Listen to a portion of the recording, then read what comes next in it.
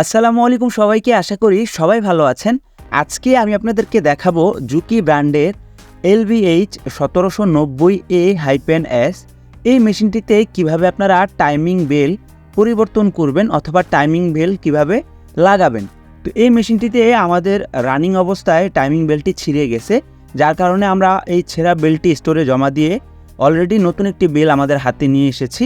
এই মেশিনে আজকে এই টাইমিং বেলটি লাগাবো, কিভাবে লাগাতে হয় সম্পূর্ণ ভিডিওটি দেখলে খুব সহজেই আপনারা টাইমিং বেলটি মেশিনটিতে সেট আপ করতে পারবেন।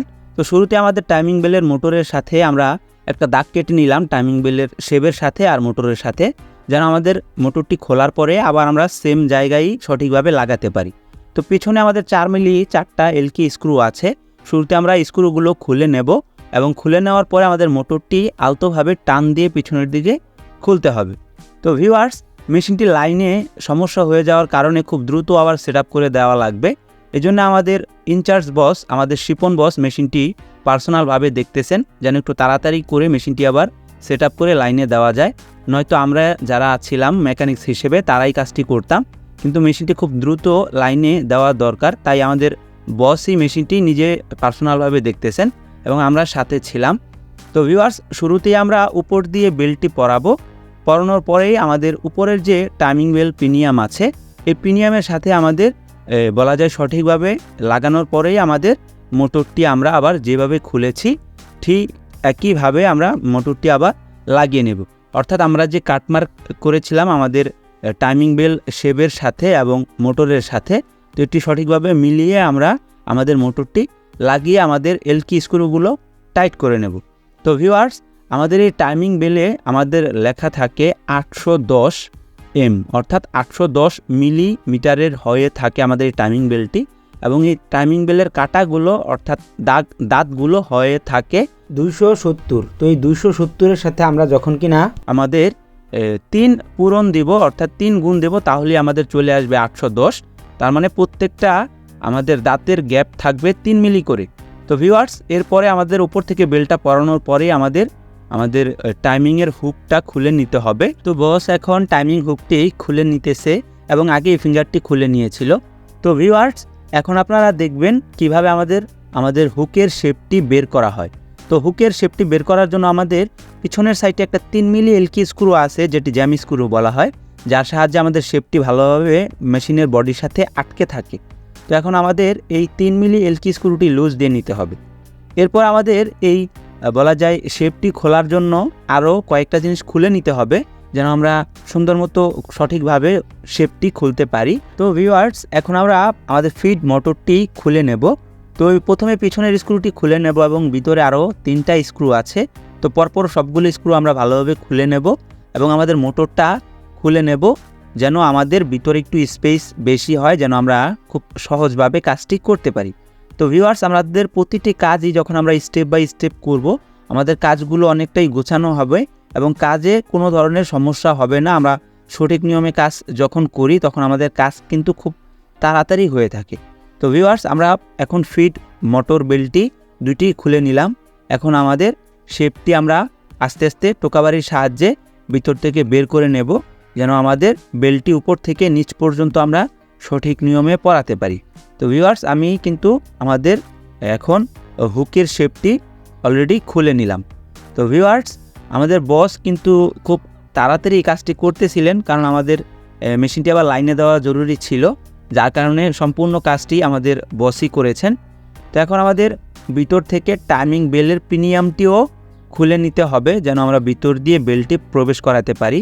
তো এখানে দুই মাথায় প্রিমিয়ামের 2টি এলকি স্ক্রু আছে। তো স্ক্রুগুলো আমরা অলরেডি খুলে নিতেছি। তো স্ক্রুগুলো খুলে নেওয়ার পরে আমরা প্রিমিয়াম এবং ভিতরের শেপটি, ছোট শেপটি খুলে নেব। তো এই প্রিমিয়াম শেপটি খোলার জন্য আমাদের 3 মিলি এলকি স্ক্রু দিয়ে ভালোভাবে লুজ করে নিয়ে একটা ড্রাইভার বা আমাদের হাতের সাহায্যে আমরা বলা যায় খুলবো, অথবা হাতে একটা প্লাস নিয়ে একটু মাথা বের করে আমরা আস্তে করে টান দিলেই আমাদের শেপটি বের হয়ে আসবে এবং প্রিমিয়ামটি খুলে আসবে।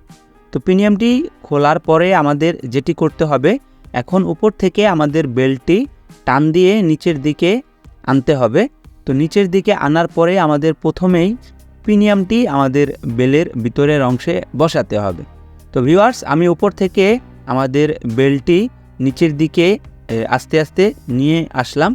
তো ভিউয়ার্স আপনারা দেখতেই পাচ্ছেন এখন আমাদের বলা যায় পিনিয়ামটি আমাদের বলা যায় ঢুকাতে হবে এবং প্রথমে আমাদের হুকটা ঢুকিয়ে নিতে হবে, অর্থাৎ হুকের শেপ, আমাদের হুকের শেপটি ঢুকিয়ে নিতে হবে এবং হুকের শেপে কিন্তু আমাদের পিনিয়াম আছে, ওই পিনিয়ামে আমাদের এই বেল্টটি জায়গা মতো সঠিকভাবে বসাতে হবে।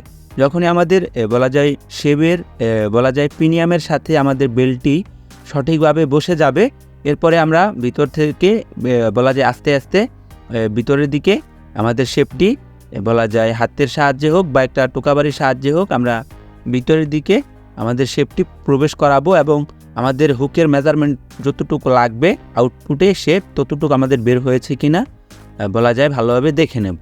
এরপর আমাদের যে টাইমিং পিনিয়ামটি আছে সেই পিনিয়ামের শেপটি আস্তে আস্তে প্রবেশ করাবো এবং বেল্টটি আস্তে আস্তে নিচের দিকে টান দিয়ে ধরে আমাদের পিনিয়ামটি প্রথমে বসাতে হবে বেলের সাথে এবং পিনিয়ামের ভিতরের যে বলা যায় শেপটি ঢুকার কথা এটি আমরা সঠিকভাবে ঢুকিয়ে দেব। অর্থাৎ আমাদের আগে বেল্টের সাথে পিনিয়ামটি লাগাতে হবে এবং এরপরে আমাদের শেপটি আস্তে করে পিনিয়ামের ভিতরে প্রবেশ করাতে হবে। তো প্রবেশ করিয়ে আমাদের দুই পাশে দুইটি এলকি স্ক্রু আছে, তো এই দুইটি এলকি স্ক্রুর সাহায্যে আমাদের শেপটি আটকে নিতে হবে। তো বস আগে দুই পাশের দুইটি 3 মিলি স্ক্রুকে ভালোভাবে টাইট করে নিতেছে।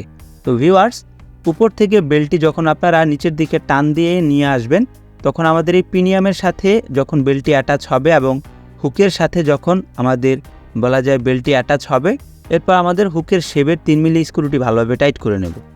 তো ভিউয়ার্স আমাদের বেল্টটি প্রায় লাগানো অনেকটাই শেষ পর্যায়ে, এখন আমাদের ফিড মোটরটি ভালোভাবে লাগাতে হবে।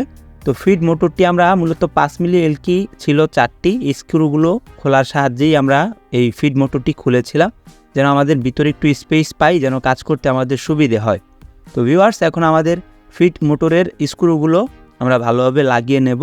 তো এখানে মূলত টোটাল 4টা স্ক্রু থাকে, তো আমরা ভালোভাবে ফিড মোটরটি লাগিয়ে নিতেছি। তো আমাদের ভিতরের 3টি স্ক্রু লাগানোর পরে আমাদের যে বডির সাথে অর্থাৎ পিছনের সাইডে আরও একটি 5 মিলি এলকি স্ক্রু থাকে, তো সেটি আমরা ভালোভাবে লাগিয়ে নেব। তো এই পিছনের যে স্ক্রুটি আছে এটির সাহায্যে মূলত আমাদের বেল্টটিকে একটু টাইট দরকার হলে টাইট, একটু লুজ দরকার হলে লুজ করে থাকি। তো ভিউয়ার্স এখন আমরা আমাদের সাইড কাভারের একটি কাজ করব, গুরুত্বপূর্ণ কাজ। এই কাজটি হচ্ছে মূলত আমাদের ভিতরে কিন্তু আমরা আরেকটি পিনিয়াম দেখেছি, তো সেটি হচ্ছে প্লেন পিনিয়াম, অর্থাৎ ওখানে মূলত বেল্টটিকে সাপোর্ট দেওয়ার জন্য আমাদের এই পিনিয়ামটি থাকে। তো এখানে মূলত 10 মিলি ডালি স্ক্রু আছে দুইটি, এই দুইটি স্ক্রু ভালোভাবে টাইট করার মাধ্যমে আমরা কিন্তু বেল্টটিকে একটু টাইট লুজ করতে পারি। তো এখন আমরা মূলত আমাদের হুকটি আপনাদেরকে দেখাচ্ছি। তো এই হুকটি হচ্ছে মূলত এখন টাইমিং করা হবে। তো আমাদের বেল্ট কিন্তু অলরেডি ভিতরে কাজ অনেকটাই শেষ পর্যায়ে। তো ভিউয়ার্স একটু কাছ থেকে আপনাদেরকে দেখাই, এখানে একটা বলা যায় ফ্রেশ পিনিয়াম আছে, অর্থাৎ কাটা ছাড়া পিনিয়াম। তো ওই ফ্রেশ পিনিয়ামটা আমরা ভালোভাবে 10 মিলি ডালির সাহায্যে ভালো করে টাইট করে নেব। এখানে দুইটা স্ক্রু আছে, দুইটাই 10 মিলি। তো এই ডালি স্ক্রুগুলো ভালোভাবে টাইট করে নিয়ে আমাদের বেল্টটি যতটুকু টাইট দরকার টাইট করে নিলাম। এখন আমাদের করতে হবে হুক টাইমিং। এই হুক টাইমিংয়ের পরে আমাদের মেশিনে সেলাই ধরবে। তো ভিউয়ার্স আমি পরবর্তীতে আপনাদেরকে একটি হোল মেশিনের কিভাবে হুক টাইমিং করতে হয় প্রপার টাইমিং ভিডিও নিয়ে আপনাদের সামনে হাজির হব। তো ভিউয়ার্স এখন আমাদের মেশিনটিতে টাইমিং করা হবে। তো আমাদের শিপন বস মেশিনটি খুব অল্প সময়ে টাইমিং করেছে, কারণ আমাদের মেশিনটি এখনই লাইনে দেওয়ার দরকার। আর সম্পূর্ণ ভিডিওতে আমাদের অ্যাসিস্ট্যান্ট মেকানিক্স সোহান ভাই ছিলেন এবং আমাদের ইলেকট্রিশিয়ান ছিলেন সাদ্দাম ভাই, কারণ মেশিনের লাইনেও একটু প্রবলেম ছিল, যার কারণে ইলেকট্রিশিয়ানও আমাদেরকে কিছুটা সাপোর্ট দিয়েছে মেশিনটি রেডি করার জন্য। তো ভিডিওতে আমিও ছিলাম। তো আমরা মূলত শুধু বসকে কিছুটা হেল্প করার জন্য ছিলাম, কারণ সম্পূর্ণ কাজটি আমাদের বলা যায় শিপন বস করেছেন। তো ভিউয়ার্স আশা করি আপনাদের কাছে এই ভিডিওটি ভালো লাগবে। তো ভিডিওটি দেখে যদি আপনারা কিছুটা হলেও শিখতে পারেন তাহলে অবশ্যই ভিডিওতে একটি লাইক, একটি কমেন্ট, একটি শেয়ার করে পাশে থাকবেন এবং আমার ইউটিউব চ্যানেলটিকে সাবস্ক্রাইব করে রাখবেন। পাশে থাকা বেল বাটনটি অন করে রাখবেন যেন পরবর্তীতে এই ধরনের ভিডিও আপলোড করলে সবার আগেই আপনার নোটিফিকেশনে চলে আসে। এবং যারা কিনা ফেসবুক থেকে দেখতেছেন অবশ্যই পেজটিকে ফলো দিয়ে রাখবেন। তো ভিউয়ার্স আমাদের কিন্তু অলরেডি টাইমিং করা শেষ। তো এখন আমাদের পিছনের মোটরের নাটগুলো ভালোভাবে টাইট করে নিতেছি, অর্থাৎ আমরা যেই জায়গায় আমাদের টাচ করা হয়েছে আমাদের স্ক্রু প্রত্যেকটা স্ক্রু আমরা ভালোভাবে ফাইনাল চেক দিয়ে নিলাম। এখন আমরা মেশিনটিতে সুইং করব, আসলে দেখব আমাদের মেশিনটিতে প্রপার সুইং হচ্ছে কি না। এরপর আমাদের বলা যায় top cover, side cover, back cover সব কিছু ভালোভাবে প্রপারলি লাগিয়ে নেব। তো ভিউয়ার্স, এখন আমার বলা যায় শিপন বস মেশিনটিতে নিডেল সুতা লাগিয়ে মেশিনটির সুইং বলা যায় দেখার জন্য মেশিনটি প্রপারলি রেডি করেছেন। তো আশা করি মেশিনটিতে এক চান্সেই সেলাই ধরবে, যেহেতু আমার বলা যায় ইনচার্জ বস অর্থাৎ শিপন বস মেশিনের সম্পূর্ণ কাজটি করেছেন, কারণ উনি খুবই ভালো মানের একজন সিনিয়র মেকানিক্স হিসেবে আমাদের ফ্যাক্টরিতে কর্মরত আছেন। তো মেশিনটি এক চান্সেই আশা করি সেলাই ধরবে। তো আসলে মেশিনটি খুবই ভালোভাবে সেলাই ধরেছে এবং সেলাই টপ এবং ইন দুই পাশেই খুব সুন্দর টেনশন এসেছে। এখন মেশিনটি আমাদের অলরেডি লাইনে দেওয়ার জন্য প্রস্তুত। তো আমরা আরও কয়েকটি হোল করে মেশিনটি চেক করে নিতেছি, যেন আমাদের মেশিনটি লাইনে দেওয়া হলে যেন কোনো ধরনের ঝামেলায় পড়তে না হয়, এজন্য আমরা উপর নিচের টেনশনগুলো ভালোভাবে দেখে নিতেছিলাম। তো ভিউয়ার্স, এখন ভিডিওটি আমাদের প্রায় শেষ প্রান্তে চলে এসেছে, কারণ আমাদের মেশিনটি অলরেডি ওকে হয়ে গেছে। তো মাঝখানে কিছুটা সময় আমাদের সাথে আমাদের উজ্জ্বল বসও ছিলেন, আমাদের 3 ফ্লোরের ইনচার্জ। তো মেশিনটি ওকে হয়েছে, উনিও আমাদেরকে কংগ্রেস জানাচ্ছিলেন।